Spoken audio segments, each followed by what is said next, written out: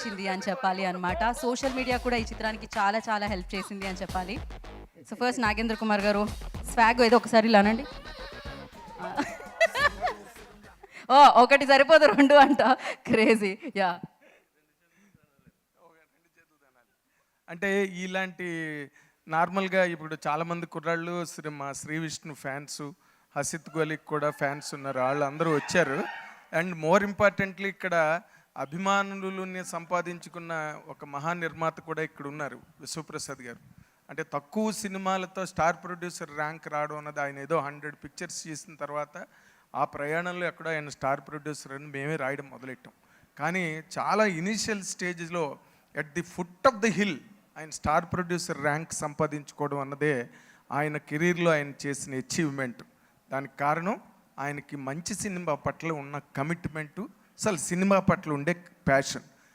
Next పాయింట్కి వస్తే, ఇలాంటి సభలకు వచ్చేటప్పుడు మై డియర్ బాయ్స్, మాకు చిన్న భయం ఉంటుంది. ఏంటంటే దీన్ని హైపర్బోల్ మాట్లాడాలా, ఎగ్జాగ్రేట్ చేసి మాట్లాడాలా, లేకపోతే ఉన్నది ఉన్నట్టు మాట్లాడాలా. ఉన్నది ఉన్నట్టు మాట్లాడితే అందరికీ కోపాలు వస్తాయి, హైపర్బోల్ చేస్తే సోషల్ మీడియాలో మమ్మల్ని ఉతికి ఆరేస్తారు. ఈ 2 రిస్కులు మాకు అన్నమాట. అంటే ముందుకెళ్తే నుయ్యి, వెనక్కి వెళ్తే గొయ్యి టైప్లో మా మీడియా బతుకులు మధ్యలో అలాగా ఊగిసలాడుతుంటాయి. కానీ ఇలాంటి సినిమా గురించి మాట్లాడడానికి వచ్చేటప్పుడు మాత్రం చాలా గర్వంగా, చాలా ఒక ఈగోతో, అంటే మేము ఒక చాలా గొప్ప సినిమా చూసామనే ఒక గర్వం ఉంటుందే, ఆ గర్వం ఆడియన్ ఎంత ఎంజాయ్ చేస్తాడో దానికి ఎంతో కొంత ఎక్కువ 100% మీడియా ఎంజాయ్ చేస్తుంది. ఎందుకంటే మేము చాలా 100% గర్వంతో ఐటెం రాస్తాం, గర్వంతో మాట్లాడతాం. సినిమాకి వెళ్ళి కూర్చున్న తర్వాత భయం మొదలవుతుంది. ఎందుకంటే ఈ సినిమా ఎలా ఏడిసిందో ఏంటో, మనం ఈ సినిమా గురించి బయటికి వెళ్ళి మాట్లాడాలని. అలాంటి ఒక భయంతో సినిమా థియేటర్లో కూర్చున్న నాకు సినిమా అయిన తర్వాత ఓహ్ ఏంట్రా ఈ సినిమా, ఏం అద్భుతమైన సినిమా అన్న ఫీలింగ్తో బయటికి నేను వచ్చానే.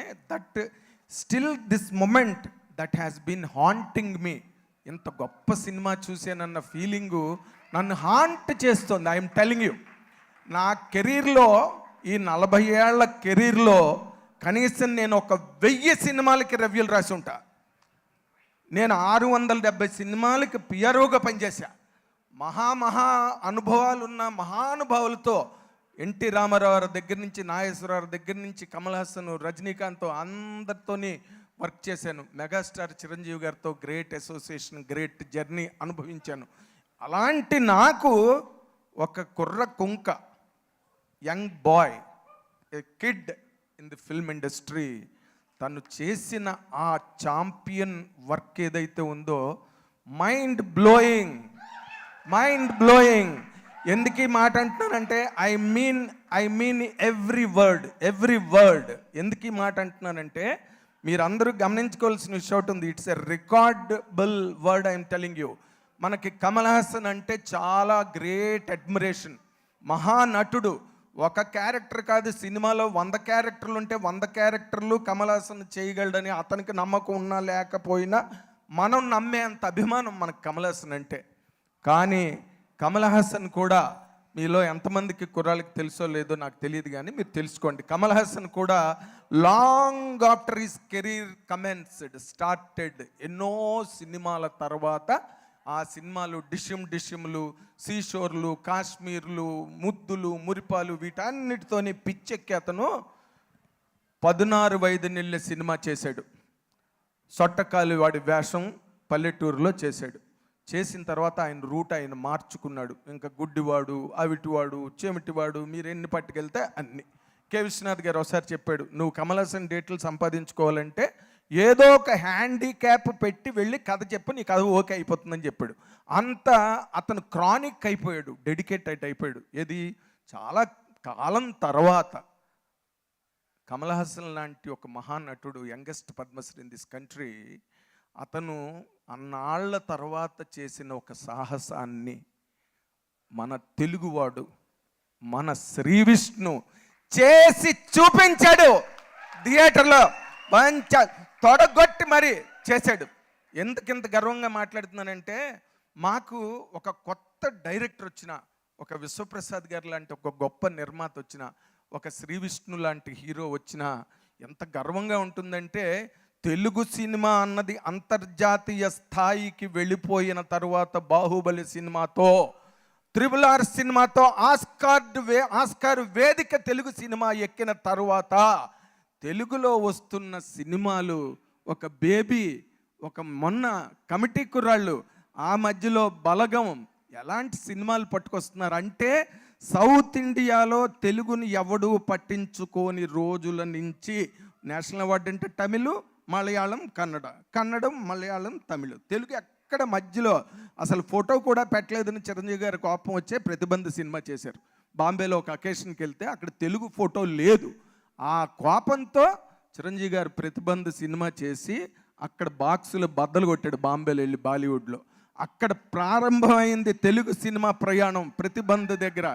ఆ ప్రతిబంధ దగ్గర నుంచి ఈ రోజు వచ్చిన స్వాగ్ వరకు గనక మనం ఈ ప్రయాణాన్ని, తెలుగు సినిమా ప్రయాణాన్ని గనక మనం ఒక్కసారి చక్కబెడితే, ఈ రోజున కమల్ హాసన్ అక్కర్లేదు, మనకి అక్కర్లేదు కమల్ హాసన్. రెండో కమల్ హాసన్ వచ్చేసాడు.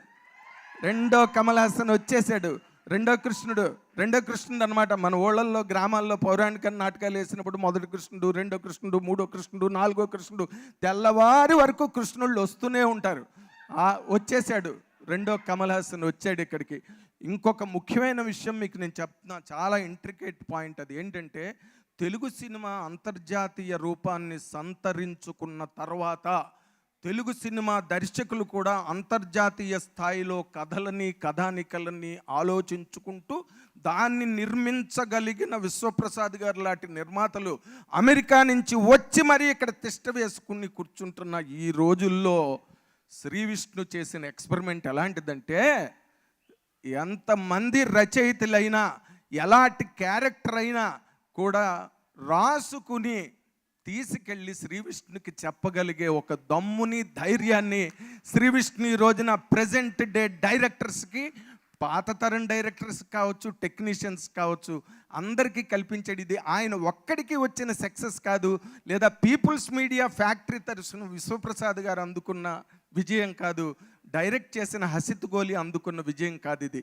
ఇది టోటల్గా తెలుగు సినిమా ఇండస్ట్రీకి అందిన ప్రాంతీయ విజయము.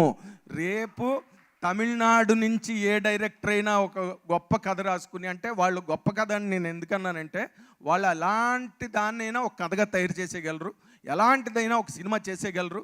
మలయాళం వాళ్ళు అయితే వాళ్ళు ఏ సినిమా తీస్తారో వాళ్ళకే తెలియపోయినా అంత అద్భుతంగా తీయగలరు వాళ్ళు.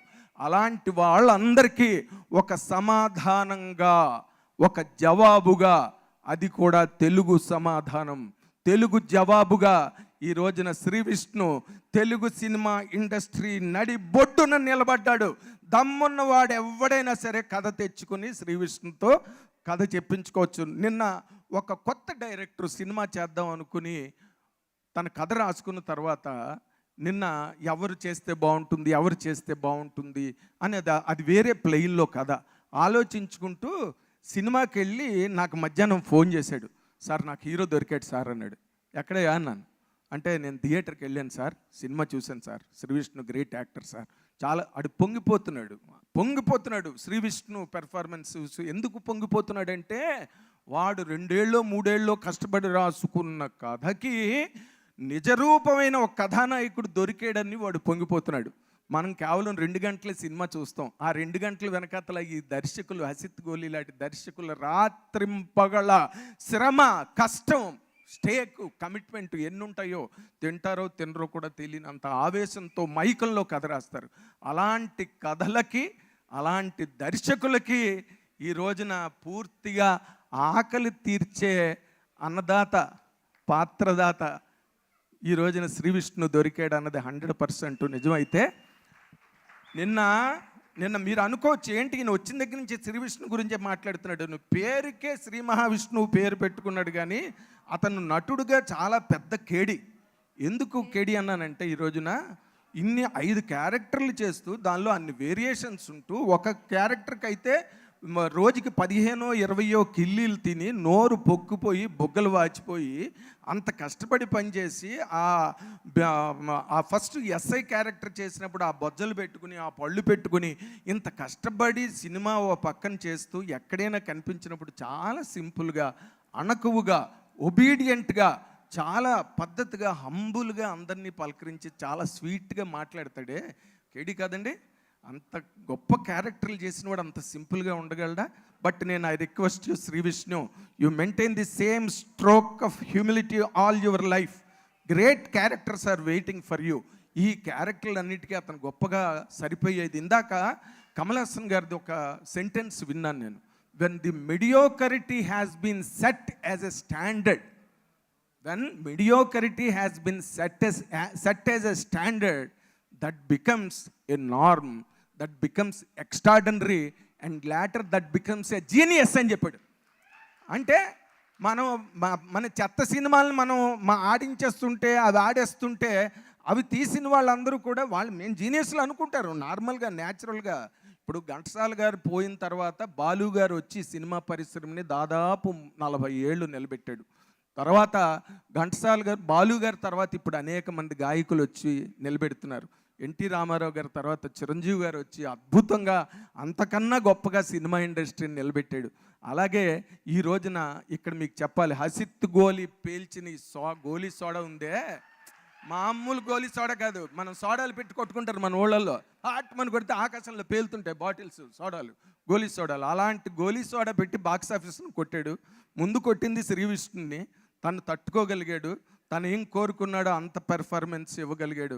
అతని జుత్తు మీద ఎన్ని వెంట్రుకలు ఉంటాయో అన్ని ఆలోచనలు గల దర్శకుడు ఎవరైనా ఉంటే కోడి రామకృష్ణ గారు లాగా అదో బెల్ట్ పెట్టాడు. అలాగే కోడి రామకృష్ణ గారు లాగే నువ్వు చిన్న సినిమాలు పెద్ద సినిమాలు చేస్తూ 100 సినిమాలకు పైగా నువ్వు డైరెక్ట్ చేయాలని నేను ఈ వేదిక ముఖంగా కోరుకుంటున్నాను.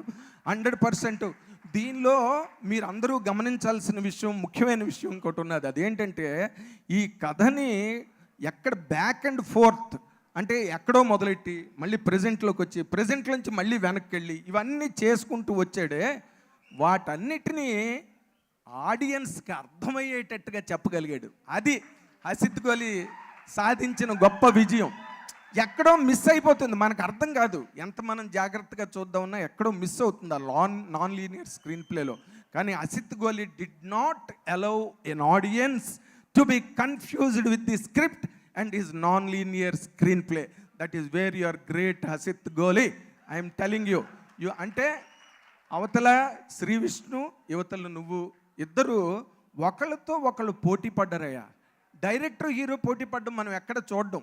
ఏదో డైరెక్టర్తో పాటు హీరో పోతాడు, హీరోతో పాటు డైరెక్టర్ పోతాడు, ఏదో అనుకుంటారు, ఆఖరిని ఏదో చూపిస్తారు, చూస్తాం. మన విశ్వప్రసాద్ గారి బోల్డ్ సినిమాలు తీశారు, చూస్తాం. తప్పదు, థియేటర్లో కూర్చున్న తర్వాత మీడియాకి అసలే తప్పదు. కానీ మీరిద్దరూ ఒకరితో ఒకరు పోటీ పడి అంటే సై అంటారే, అలాంటి ఒక గొప్ప కాంబినేషన్ వాల్యూని Vishwaprasad garu, hats off. You are really a star producer. Not because you are making combination films.